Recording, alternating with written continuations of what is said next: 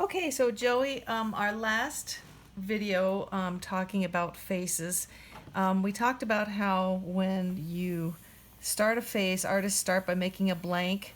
Um, One of the things that happens is we tend to start at the top and go around, and we end up with something that's a little more pointy on top than normal, than a face would be. So I made this one once around, and you can see it looks more round on the bottom than on the top. One little trick that I've learned is that if you turn your paper around, this is a little bit more accurate for having a little bit more pointy at the bottom and a little bit rounder at top. You don't have to do that, obviously, if you keep it this way. If you keep it the original way, we would just round out this shape a little bit more at the top to reflect a little bit more what our true oval shape of our face is, or the shape of our head is. Okay, so once we get that in, we talked about how between the very top of the head and the chin, the eyes will be about halfway, and we would make a guideline there.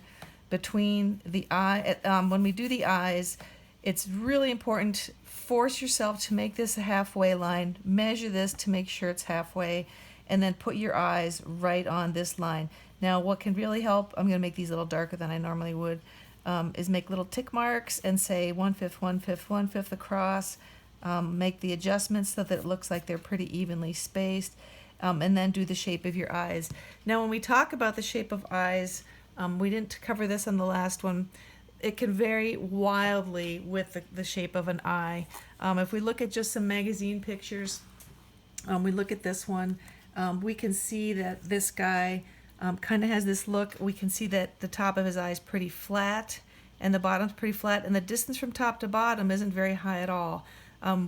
We know that this pupil is really is perfectly round, but the top and the bottom are typically hidden below the lower lid and the upper lid, so we only see this curve or this arc on the sides. As you draw those parts, make sure, be very careful, watch to see how big the white part of the eye is. We don't want to make, we want to make sure that the proportion is right. We don't want too much white if a lot of white's not showing. So the shape of the eye varies, just can vary pretty wildly. Here we have another picture. This is little Prince George. We can see that the shape of his eye is pretty typical, very curved on the bottom and then gently curved on top, pretty much standard almond shape. I've got some pictures of some other models here. So here's another one where this guy, the shape of his eye it's a little bit more, it's a little more of a flat crescent shape on the top and almost flat across the bottom. And if you want to even check to see, if you can line something straight up along the bottom of it to see exactly how much curve is on the eye, and you can see that hardly curves at all. Across on the right side over here, it's pretty straight, and then it just gently turns up at the back. So the shape of the eye varies wildly. Now I'm just going to make some generic eye shapes here. This is just pretty standard eye shapes, and again we have this distance, and the distance in between is roughly the width of an eye. And many times we will see that our eye shapes aren't even the same in one person. One eye will be slightly different shaped than the other, and those are just some of those vast number of differences that make portrait drawing such a detailed piece of work here.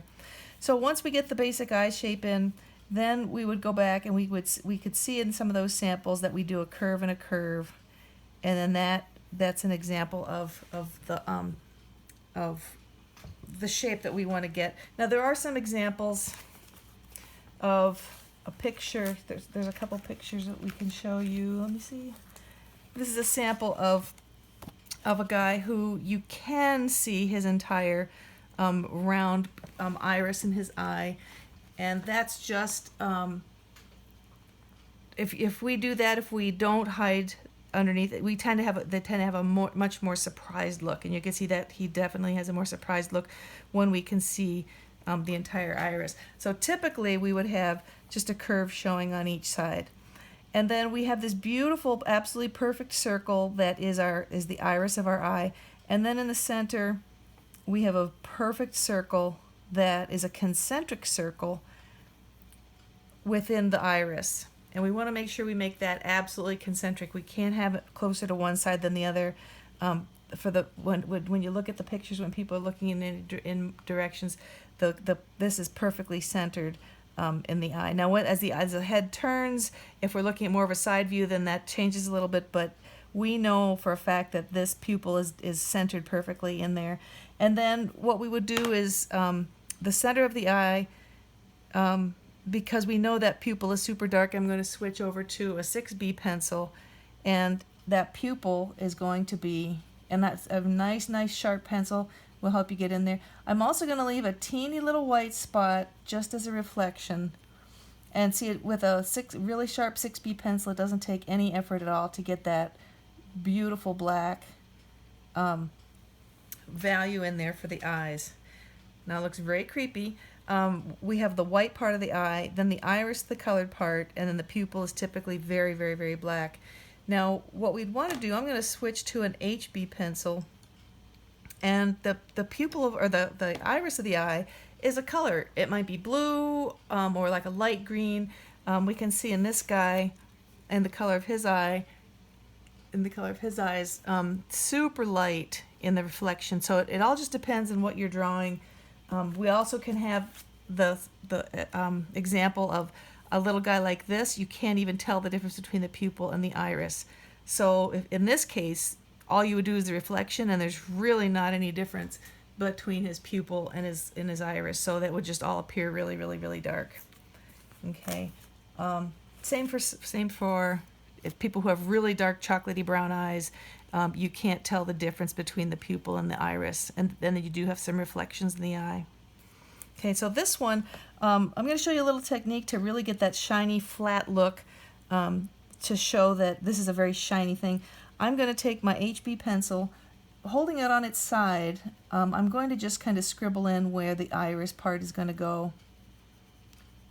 The iris value is going to go.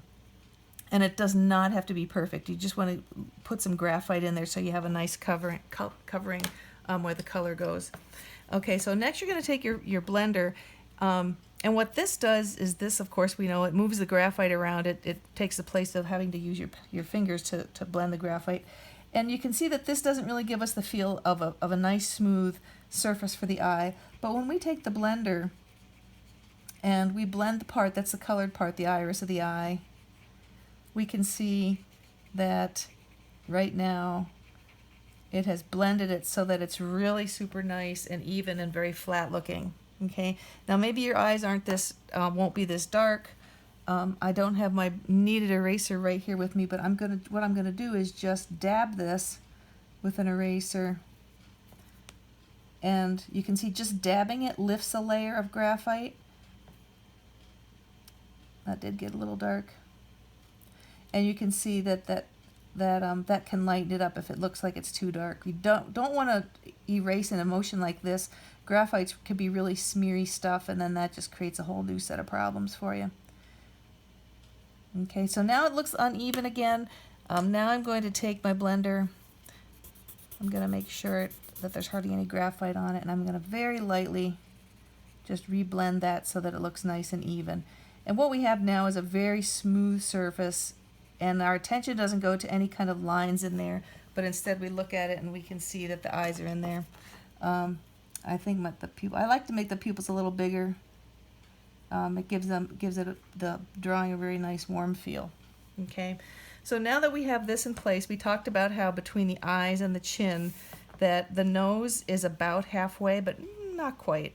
So I'm going to put a line that's almost halfway between here and here. So that's about the line where the nostrils will go. And then we talked about how the width of the nose is about the same as the width of an eye. And if the person is looking straight at us, the outside nostril should line up with the inside of that eye and the inside of that eye. And we'll look at a couple of these samples, and we can see the outside of his nostril lines up about where the kind of in between where the white ends and that little crease ends. And so that's a good guideline for how wide the nose goes.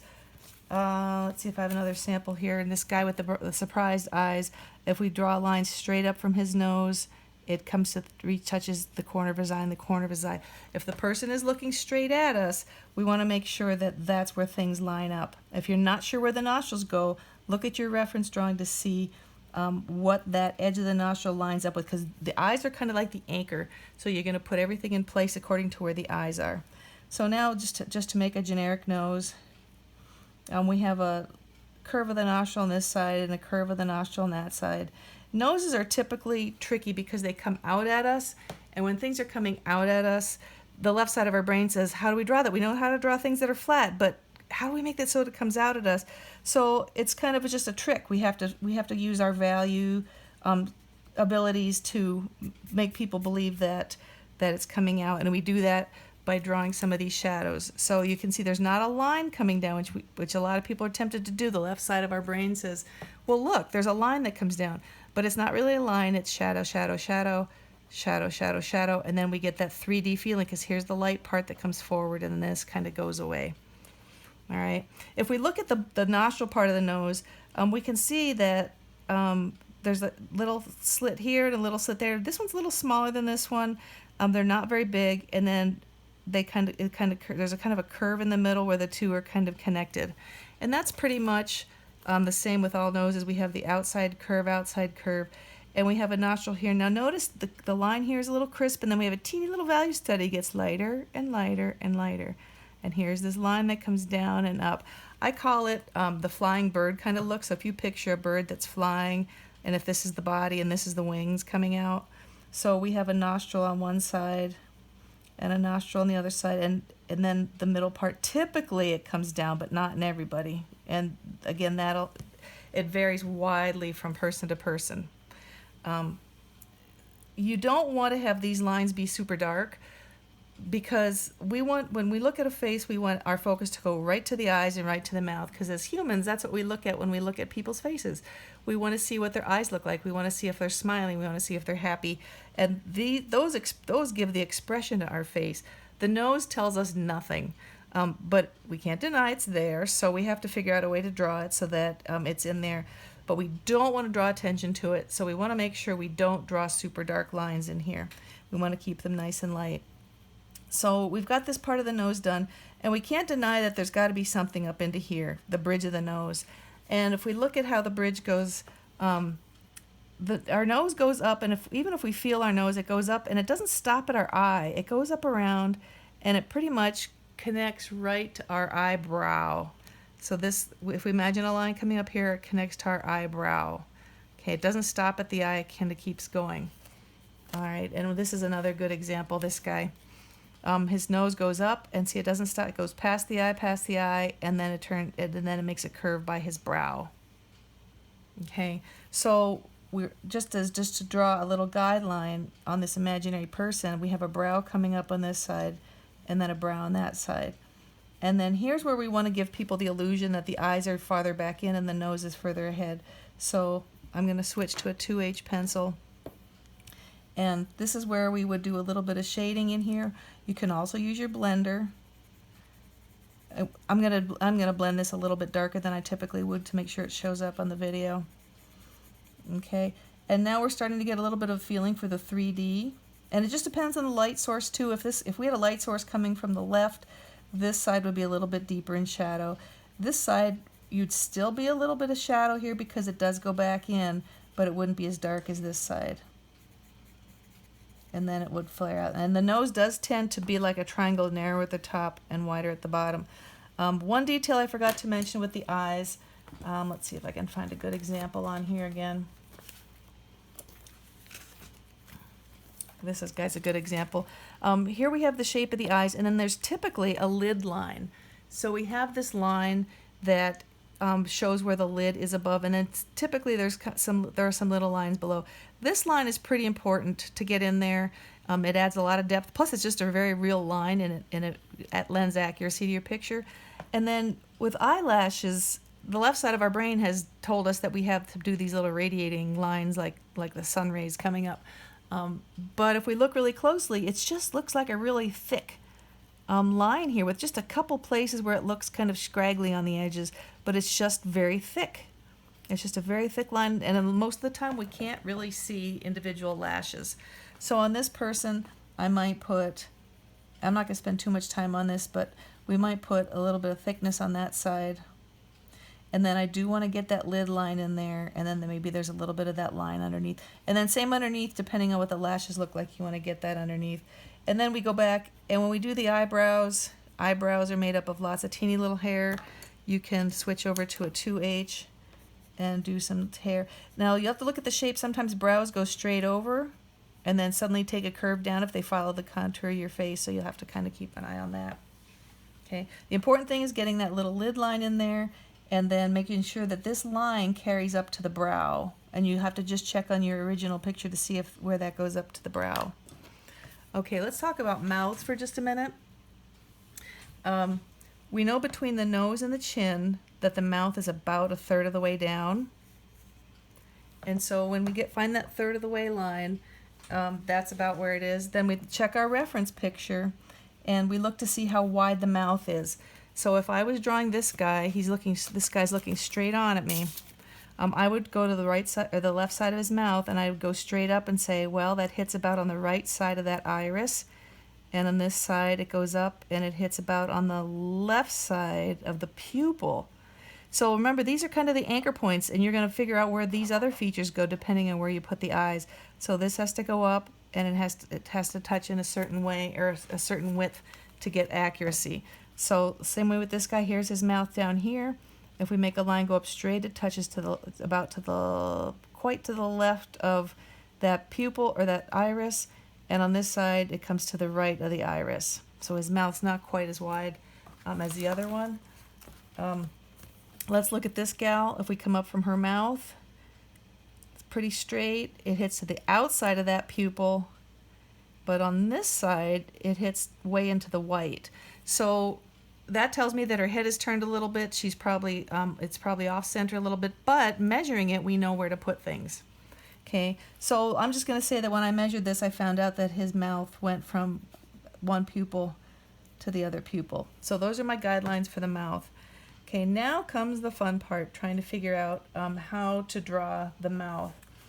I'm going to use this gal as an example again. All right, so when we look at her, we can see that this is the 3rd line right here. That's the line that goes through. And we don't want to think about it as a mouth. We want to separate it out as the width of that lip, and then the opening, and then the width of that lip. And for most people, the lower lip is much bigger, and the upper lip is much smaller. A lot of times it's even smaller than this. But the tricky part is making sure that you don't leave this opening too big. So forget that it's a mouth, forget that there's teeth in there. Look strictly at how big is that distance compared this distance compared to this distance compared to this distance. Okay, you can get the lips perfectly right and they look fabulous, but if you leave too much space for the teeth, you try to get the teeth in and they look gigantic, and it's not going to work. So you have to make sure that spot, when you leave it open, it's balanced with what the thickness of the lips are. Okay, just as an example of the lips also, if we look at this guy, we can see the lower lip is probably 2.5 times thicker than the upper lip. Look how much bigger that lip is, and the upper lip is much smaller. The other thing to notice is when we squint at this, upper lips tend to be a little bit darker, a shade darker, because they're curved under, the light doesn't catch there. Our lower lips are curved out, and so they tend to catch the light, and they'll be a little bit lighter. Okay, same is true with this guy. If you squint at it, you can see the upper lip is just a shade darker, lower lip is just a shade lighter. Okay, very distinct with this guy. The upper lip is darker, is just a shade darker. And look how smooth these are. These are definitely a place you want to use the blender when you're drawing. It's a little bit of a shade darker and much lighter here. In fact, it's lighter here than it even is on his skin down here. Okay, so when we go to draw this, we want to make sure that when we figure out the width of the lips, and again, this all depends on what your original drawing looks like. This is where the smile would be, and then maybe the upper lip's not very big. Maybe the opening is about that big, and maybe there's a... Now what happens here is the lip comes in a little, and then it will drop down, and then it tapers. This is usually a tapering line right here at the outside edge. Now what I have is I've got it roughed in some, and I would go back, and if I've got a blender that's got graphite on it, I could go back and there's the upper lip, and then the lower lip is lighter. Now I went too dark on this. You see how there's outlines there like a cartoon? We don't want that to be that dark.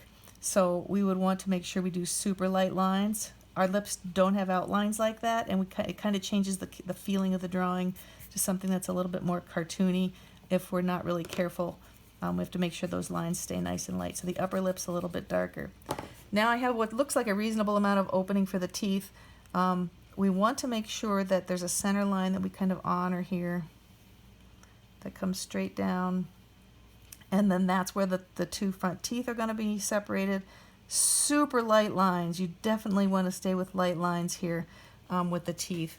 You don't want to have dark lines showing where all the teeth are.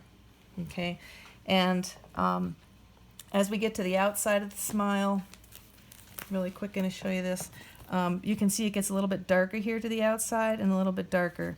So, and that's just because our mouth ends up with like a hollow spot there. So we want to make sure that's a little darker there, and that's a little darker there. Okay, to make sure it stays smiley, we want to make sure that it's pointy here at the edges. Okay, I'm going to stop this now. We're going to do this in 2 parts, and we'll pick it up again here in the next part of this. Okay, Joey, good luck.